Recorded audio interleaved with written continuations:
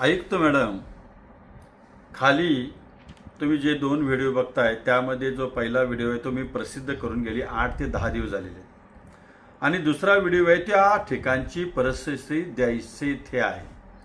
सत्यम गांधी साहेब असताना व्हिडिओ जर असे प्रसिद्ध झाले तर 24 तासाच्या आत दक्षता घेतली जायची.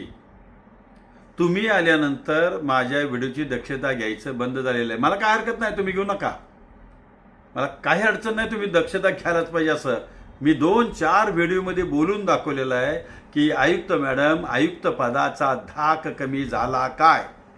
तर या व्हिडिओवरनं मला असं वाटतं आयुक्त पदाचा धाक कमी झालेलाच आहे. कारण जो सत्यम गांधी असताना धाक होता तो दिसत नाहीये.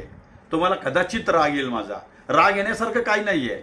सिस्टम लगेच कशी बदलती, एवढ्या कडकमध्ये स्वच्छता चालली असताना आता मात्र सत्यम गांधी गेल्यानंतर वाताहत व्हायला लागलेली आहे. याच्या मागचं कारण काय?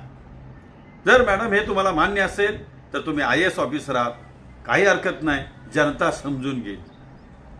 पण मला तर वाटतंय की हे योग्य नाही. आयुक्त मॅडम, आपण जनतेच्या सेवेसाठी आहात. एवढं तुम्ही या महापालिकेचं नेतृत्व तुमच्याकडं प्रशासनाचं आहे आणि जर का तुमचा अंकुश कमी होत असेल तर आमच्यासारख्या जनतेनं, या सांगली मिरज कुपवाड शहरवासियांनी वाटच बघायला पाहिजे की आपल्या सुविधा होतात की नाही. बघा, विचार करा.